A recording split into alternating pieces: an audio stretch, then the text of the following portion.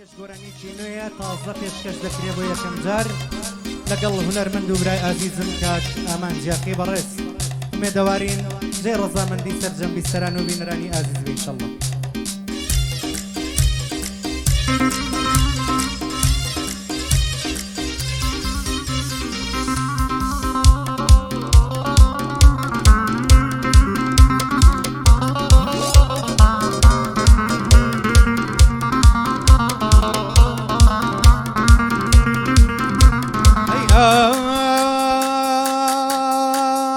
لەنیا بۆ خۆی لەنیایە جووتێک وارەی لە گوایە لەنیا بۆ خۆی لەنیایە جووتێک وارەی لە گوایە بەژنی ڕێک و لەباری وە خەڵکی بێگەڵایە بەزار و پەری شێوە ئەڵەی پەری دەریایە چاوی ئەو کەسە کوێر بێ کە چاوی پێی هەڵنایە ئەی کە چاوی پێی هەڵنایە.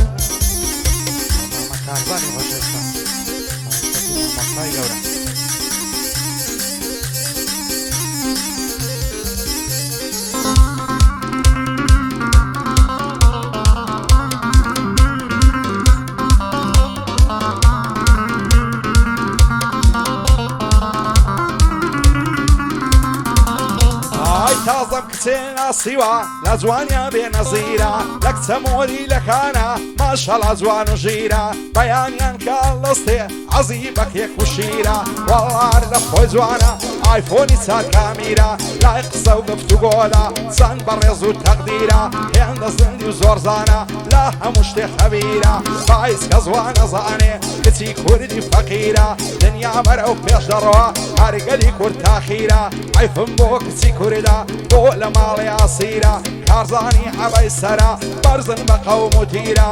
بۆ عادل پێنجێنیا تەسویرکەن بەو کامیرە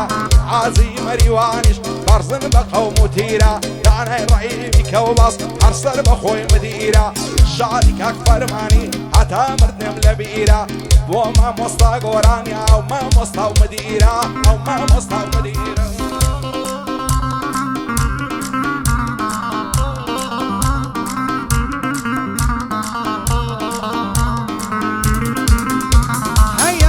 کتێکم ناسی لە نێو خێڵ و عێلاتێ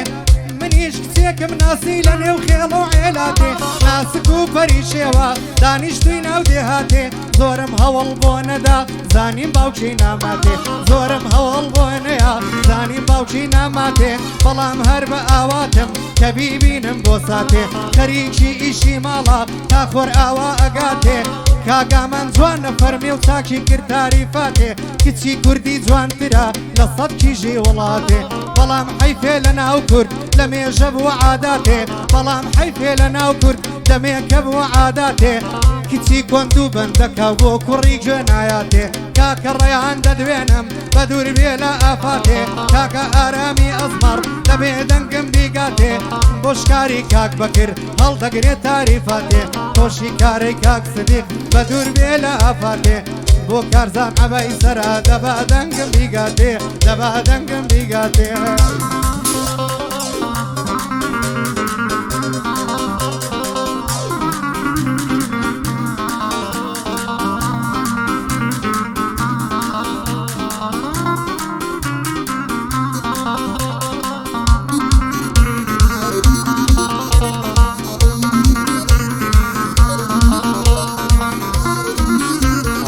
هەزار سڵاو لەو کچەی خاوەن قەدر و قیمەتە لە قسە و گفت و گۆدا بەڕێز و بە حورمەتە کچی ئاوەش دەبینی لە هەموو شتێ بێمنەتە شەوانە تا سڤیانێ باس ناوچات لە خەتە عەزی لە شتی سەیر و فشە و گاڵتە و سوحبەتە بەم و بەو ڕادەوێری ڕاتوە بەم عادەتە نەترسی لە دونیایە و نەترسی لە قیامەتە ڕقی لە مۆژگاری و قسەی باش و نسعەتە بۆ تەهالولەیە خۆشم نەوێ هەڵبەتە کارزانی عەبەی سەرە ئەشهەد و بلیمەتە بۆ ژینوەن خۆڵایە خۆشم نەوێ هەڵبەتە بۆ ئەمەیلا لە زارە ئەو گۆرانیە تایبەتە کوانێ عادل وێستانی بەندەی وا لە خزمەتە بۆ مامۆستا مەهەدیە خۆشم نەوێ هەڵبەتە کاک زەلال گۆڵەی هیوای مل و میلەتە بۆ کاک زەلال گۆڵەیە خۆشم نەوێ هەڵبەتە.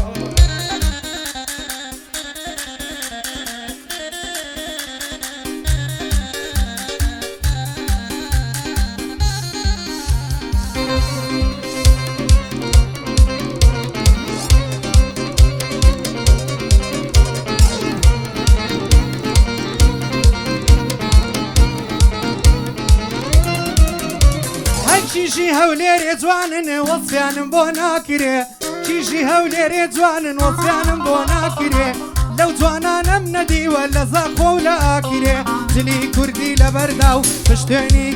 گرێ لە ناو دوو تۆی دەروونم داگیرساوە ئاگرێ لە ناو دوو تۆی دەروونم داگیرساوە ئاگرێ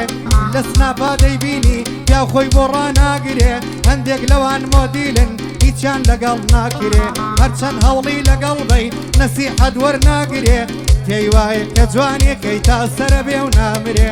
دانای ڕەحیمە دوێنم ئینکاری لێ ناکرێ بژی ئاسۆی کاک مەحموو یا ڕەبی لە من نەمرێ ئەی یا ڕەبی لە من نەمرێ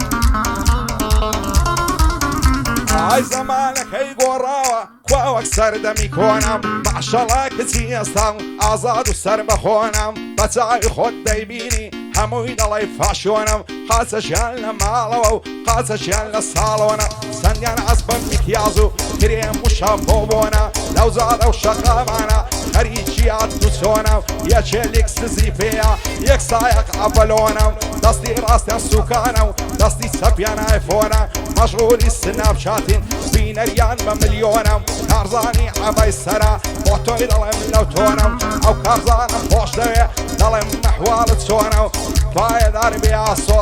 پایەدار بێئاسۆ بۆ تۆی دەڵێم بەو بۆنە دانای ڕەحیمی کەوباس ئەو شۆ دەیڵێم بەو بۆنە لەگەڵ مامۆستا گۆران دەزانم دۆستی کۆنە و دەزانم دۆستی کۆنە ئای نەمری کاگەمان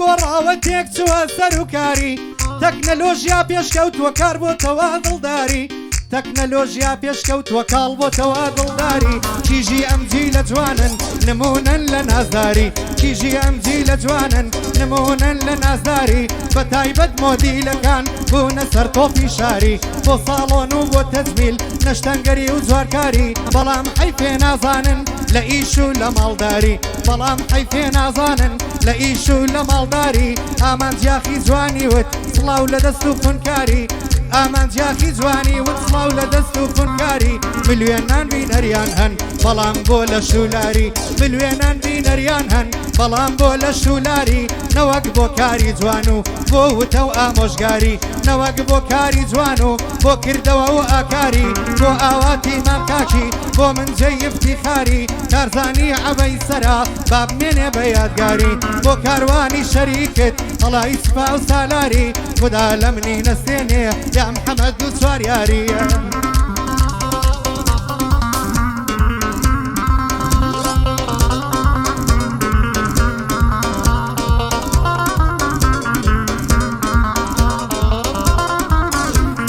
پیا و سەری سوڕ دەمێنێ لای کچی ئەم ڕۆژگارە دەمە و بەیان دەخەون تا دەبێتە ئێوارە کاتێ لە خەو بەڵەستن دەبینن سەعات چارە لە ماڵێدا دەنیشتن بێخەم و بێ پەژارە خەریکی مکیاز دەبن وەک ڕۆژانی چەنجارە داشی پێی دەڵێم قسم بۆ عادەکەی دووبارە تەمبەڵ و تەوەزەلی ڕقد لەی شوکارە واز بێنە لە ئینتەرنێت بۆ نەخوێنی بێچارە کارتی مەکتەب جوانە سەد سفری تێدا دیارە جێنادا بە قسەی داشی کە لە ڕق و لاسارە کچان بۆچی وا دەکەن خوای ئەستەجار هاوارە بۆ مامۆستا گۆرانی بۆ من جێی افتیخارە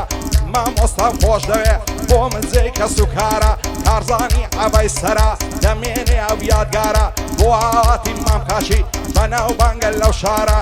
کاک جەلال گۆڵەی دەیڵێمەوە دووبارە بۆ پێشەوە کەریمیە سەروەرت کاک جەبارە بۆ جەباری کاشی و پایەدار بێ ئاوارە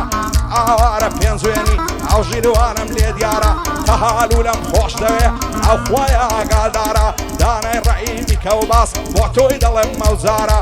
خوا عادل پێنجوێنی زەفتی کەن لەو نەوەعارە زەفتی کەن لەو نەوەعارە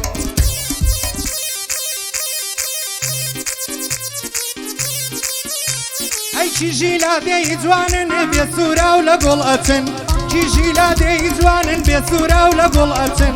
بەو کزەی بای شەماڵە زوڵفەکانی لاچن بۆ قسەی دایک و باوکیان جۆڕایەڵ و ملکەچن بۆ قسەی دایک و بابیان جۆڕایەڵ و ملکەچن نازانم چۆن دڵیان بێ بینێرێ بۆ گوڵەوەچن نازانم چۆن دڵیان یەت بینێرێ بۆ گوڵەوەچن بەڵام ئەو مۆدیلانە خەریکی ڕەنگی پرچن زۆریشیان شووی کردووە لام وا بێکەمیان کچن هەر ئەڵەی سینیەکانن هەمویان لە یەک ئەچن خۆش بێ ئومێد گۆڵەیی لەبەر چاوم لانەچن دەڵێن گۆران و ئامانج کەلیمەی کاڵ و کرچن هەرێمی حاجی جەمال نابێ لە دەستم دەرچن بۆ سەیوان شار باژێڕی ئەمر و عەزیزە بۆ من لەگەڵ کاکە ڕێیانە یا ڕەبی لێکتر لەبن مامۆستا مەحوی خۆش بێ سەرکەوتوبی کاگێ من ڕەبین ئەمری کاگێ من بۆ مامۆستا ئامانج تۆ برا گەورەی بۆ من لەخوای گەورەم داوایە لەخوای گەورەم داوایە خدا نەچێنێ لە من لە بەندا وەک دەریایە شعرە ئەنێ وەک هێ من سڵاو لە شعرەکانی بۆتە هەژار و هێ من بیلا دەڵی دەریایە هەمیشە نایە لە بن بە هیچ کەس نایە لە بن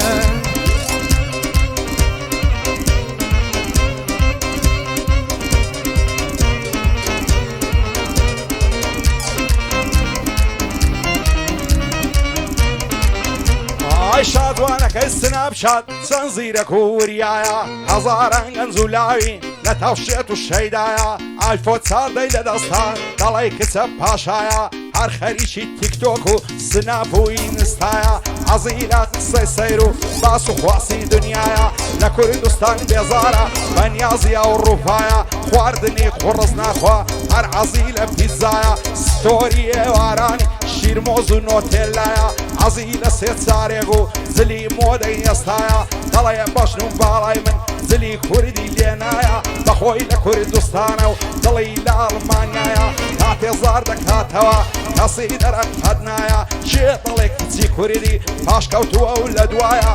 بێت و ئازادی هەبێ کچی کوردی ئازایە سڵاو لەو کچە کوردەی بوێر و بەتوانایە بۆ خاک و نیشتیمانی دڵسۆز و بە وەفایە کارزان عەبەی سەرە ئەو لەو مەسلی سەیدایە تا کارزانم خۆش دەوێ بۆ من پشت و پەنایە لە شێ کارەی ناهی خۆی نیشانم نەدایە بە خەلدچەم خۆش دەوێ کوردی ڕوکنی دنیایە بەو کوڕەی مام کەریمی بە شادی پێشەوایە مەریوان پێنجوێنی ئەو سەدیقە لە دوایە توانە سەنگەری کاشی مامە عادل لە دوایە بۆ ئازی مەریوانی هەڵم گرد بوو بۆ دوایە دانای ڕەحیمی کەوباس ئەوا سۆیە لە دوایە مامۆستای زیبات بۆ من پشت و پەنایە مامۆستام خۆش دەوێ ئەشهەد و بیاوتایە ئەوەی گۆرانی دەڵێ و مەشهورە لە دنیایە لە خۆمەوە دەست پێکەم شاگردی مامۆستایە شاگردی مامۆستایە زۆر سپاس کاکە ئامانج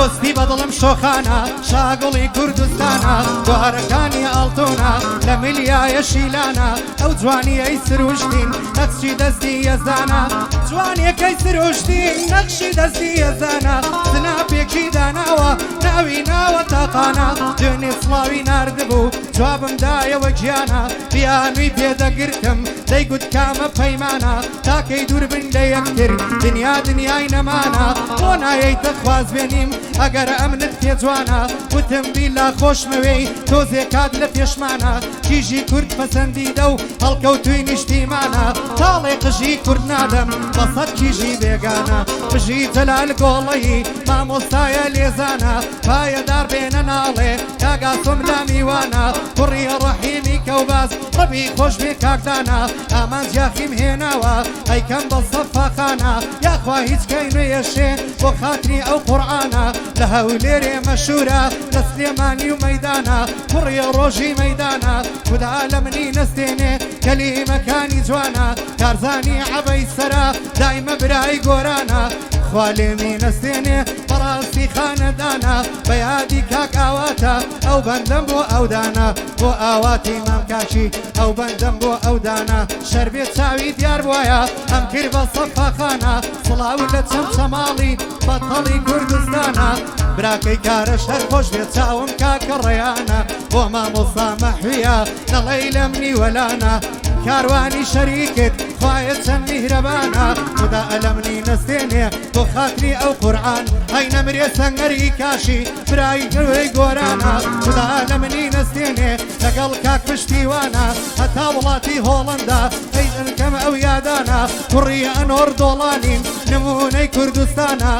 بەوانەوە بۆم خۆش بێ ئەوەی خەڵکی دۆڵانە یا ڕەبی دۆستی خۆش هەیبەت کار چۆر بێ و بێگانە